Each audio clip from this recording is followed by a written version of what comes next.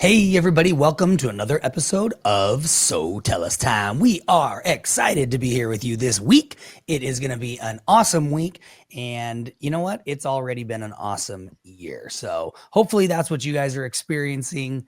Definitely I can see that things are changing, right?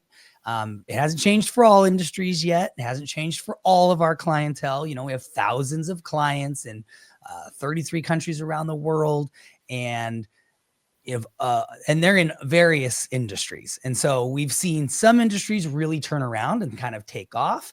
And we've seen some that, are a little bit slower. So if that's where you're at, don't worry. I think things are definitely going to be getting better as time goes on. So it's always a little bit hard when there's change and people need to feel comfortable when it comes to spending money. And I think people will start to feel comfortable probably about mid-year for sure. So hang in there. That's just my little pep talk for those who aren't seeing, drastic changes and results right away in the new year of 2025.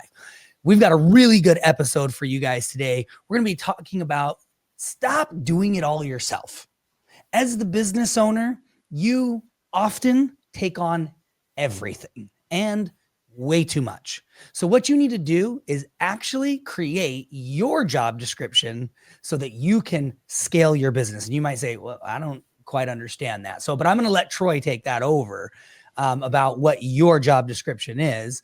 And I think that this is going to be a really good episode for a lot of our listeners of being able to become more productive and focus on the right things, and then in turn, scale your business to get to where you want to go. All right, Troy, jump on in. All right. So why does a business owner need a job description? I mean, you're the owner, right? That's just it. That's your job description. I'm the owner of the company. But you really need a job description that defines what you do in the company versus what other people in the company do, right? Because here's the thing. There's chaos when you don't have clarity. So most owners wear over 10 different hats, right? Sales, marketing, HR, customer service, fulfillment, all these different things. But without a clear role, everything defaults to you, which limits your growth, right? So if you wear every single hat in the business, or if every single decision and every single thing needs to come through you, then you're the bottleneck and you're never going to be able to grow the business no matter how many employees you have. So just like your employees have a job description of this is what their job is in the company and what they need to do, you as the owner need to create your job description as well. Now, let's talk about the consequences of doing it all, right?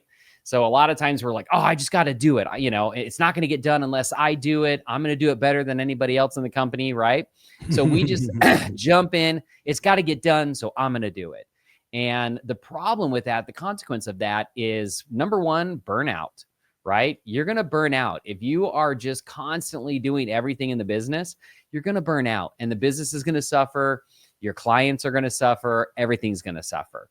The other thing is you're going to miss opportunities, right? Because you're so focused on, taking care of that fulfillment or this or that or whatever. You might miss leads coming in the door, miss opportunities, miss partnerships that could help grow your business because you can't pay attention to those things.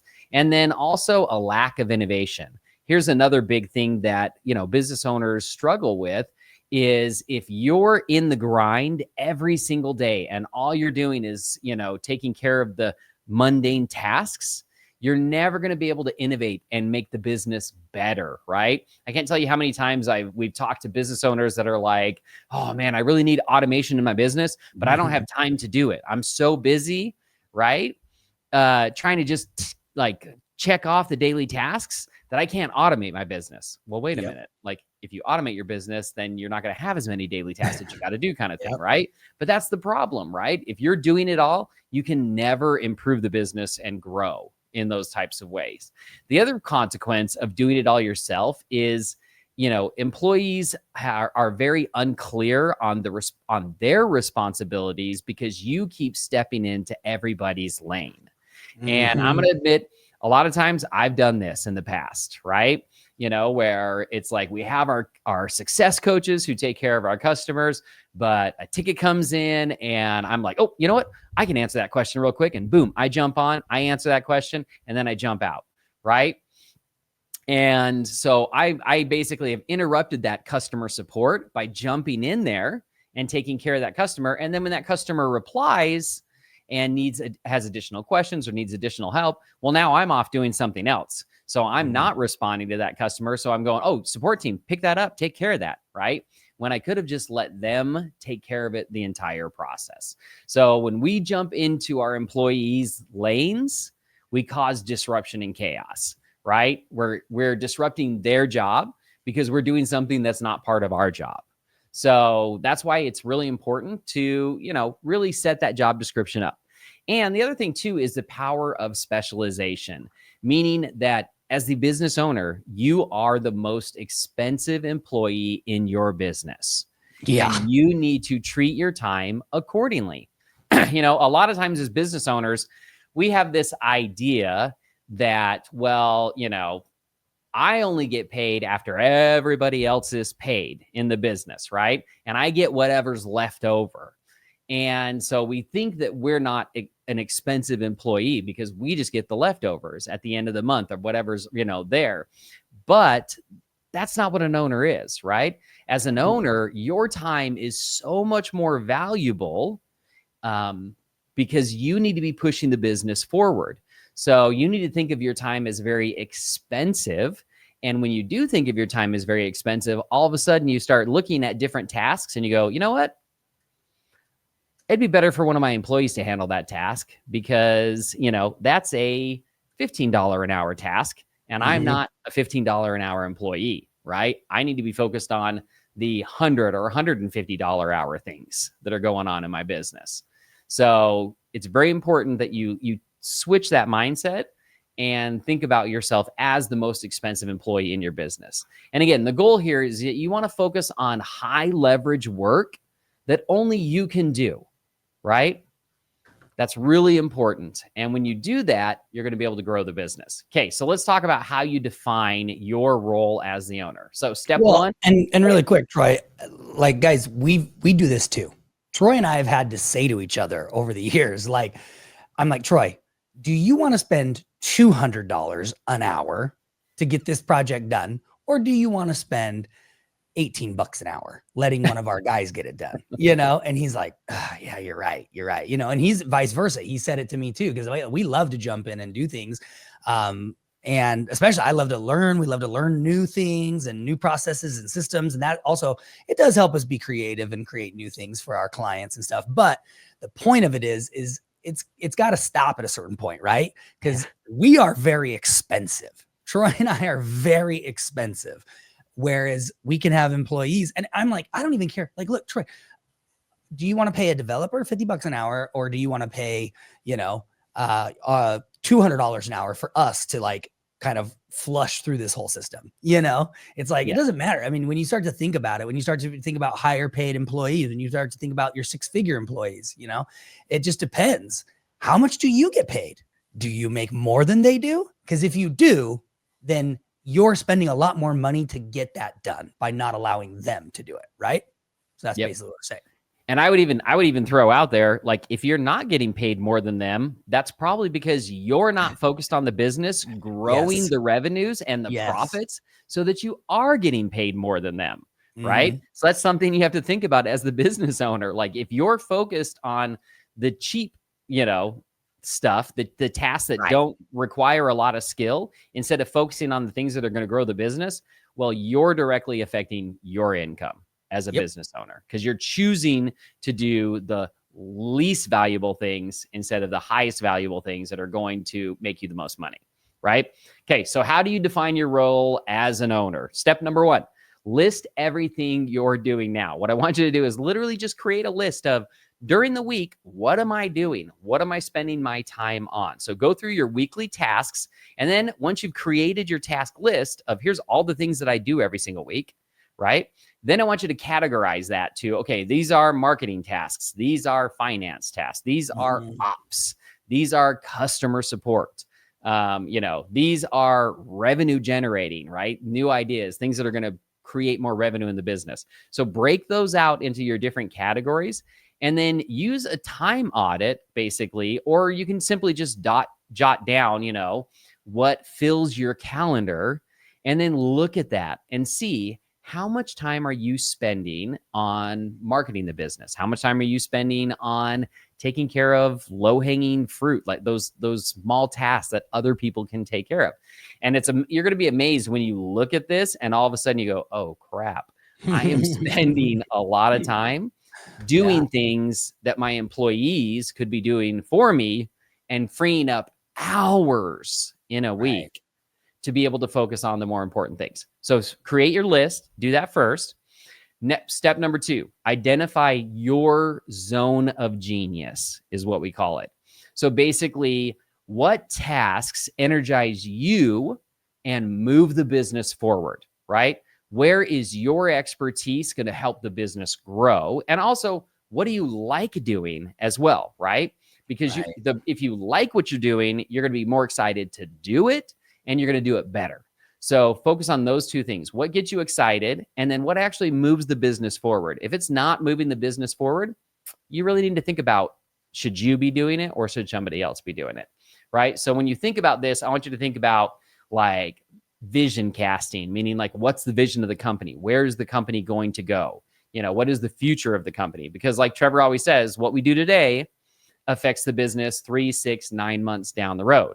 So if you're not looking at that right now, then nothing's going to change in 3, 6, or 9 months down the road. Partnerships, what partnerships could you be getting? What big decisions need to be made in the business? What innovations can you do in your business, right? What ways can you better streamline your business to make it, more profitable? Those are the kind of things that you need to be focusing in on and part of your job description. Okay. Step number 3. Literally create your owner job description. So for example, things that could be under your description is set the visions and goals of the business.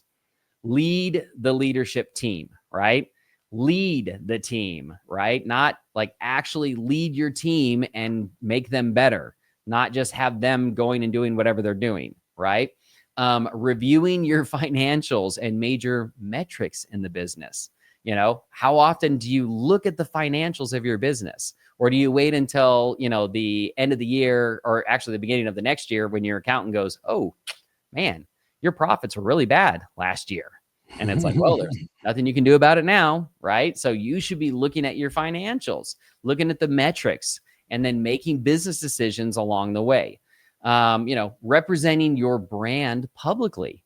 That could be a very important part of your job description, is being the face of the company. And again, nobody else can do that, right? Especially if the company's based on you, right? You've got to be the face. So nobody else can do that. You've got to do that. So again, your job description should reflect leadership, not labor, right? It shouldn't be a list of tasks, just these simple tasks that your employees could be doing for you, right? It should be leading the business to the future that you want to create with it. All right. Now, the next thing is what to delegate or eliminate. And we did an entire podcast where we talked about, what you need to be doing as a business owner, what you can delegate, what you can eliminate, and then what you can automate. So if you did not listen to that episode of our podcast, definitely go back, check that one out, because that one is a great episode and will really guide you on how to, move your tasks around to the right team members and automate the right things so that your company is the very best it can be. But so we're not going to go into all that detail today. We want you to go back to that podcast and really dive into that. But you really need to delegate anything that is outside of your core role, right? So admin tasks, fulfillment, social media, customer support, give those to a team member, right? Outsource those to, a contractor if you need to do that. Automate those things to let a system take care of it, so that you don't have to. Or another one, use AI to take care of some of those tasks as well. Look at how you can implement AI to take care of those things and get them off your plate so that you can focus on what's most important. Another thing you want to do is use SOPs and tools to make delegation easier. meaning, your SOP is your standard operating procedure. So if you're going to be delegating tasks out to team members or to contractors, you need to have your SOPs in place so that they know how to do the job that you're delegating out to them. And that's really important as well, because if you just throw it out to them and don't train them, then of course they're not going to be able to do the job well. And then you're going to be right back going, you know what? That's what I thought. I've got to do this job because nobody else can do this job. Well, is it that they can't do the job, or is it that you did not prepare them and train them sufficiently so that they can do the job, right? I want you to think about that as well. Next thing is eliminate the unnecessary. So what tasks are you doing that don't actually move the needle in your business? And this one, like, you got to think about this one, right? Because you're going to be like, no, well, I got to do all these things. But are those tasks really moving the needle? And the other thing too is I want you to look at, are there tasks out there that maybe you like to do, right? That you enjoy doing in the company, but are not actually the right tasks for your role. And I know Trevor and I, we get into this a lot too, because we love our customers, right? And we love working with our customers and communicating with them and doing all of these things. And so a lot of times, we jump in and, get involved with the customer, maybe in situations where we don't need to. Our employees could easily hand that situation, but it's just like, oh, I've known this customer for 10 years, right? Yeah. So we jump in there. So, are those moving the needle for us? Probably not, because we have tremendous employees that are helping those people out. So sometimes we have to step back and go, you know what? Even though I love doing that, I'm not going to do that because there's more important things that I need to do. Not that our customers aren't important. They are important. And that's why we hire great employees to help take care of them, right? But you just need to look at each one of those tasks and see which ones move the needle and which ones don't. And then either cut or pause anything that doesn't serve your role or your company goals, right? Get rid of those things. And then the final thing is think like a CEO, not an employee, right? Every hour you spend on low value work is time that you're not leading the company. And when you're not leading the company's not going in the right direction and not growing. So you really need to think about that, right? All right. Anything else you want to add, Trevor, before we get to the homework? Just, you know what? One thing is, like, don't become overwhelmed with this. Don't think like, oh my gosh, I've got to create the perfect plan. Like, I've got to have it all laid out. I've got to, it's perfection. No, perfection is the enemy of profits. And we say that all the time. Perfection is the enemy of profits. Like, everybody say it with me, perfection is the enemy of profits. And that's what you guys need to fully understand. If you wait for everything to be perfect, you'll just never launch anything. You'll never get anything done.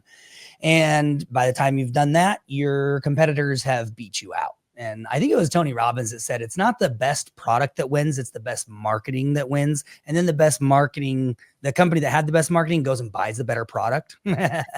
And so just think of it that way, guys. So this week, a final little tip there would be just start with one task to delegate.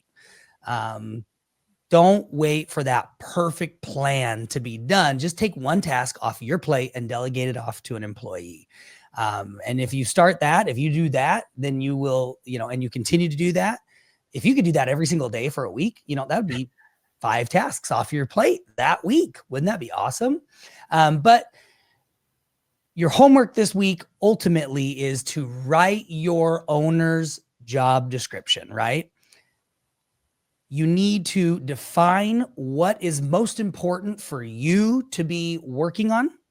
And then everything else that you are working on that is not within that job description, you need to get it delegated out to other people. So that's it. And I'm telling you, it will change your business. Troy and I have been implementing this more heavily this year, which has been awesome. Very much awesome.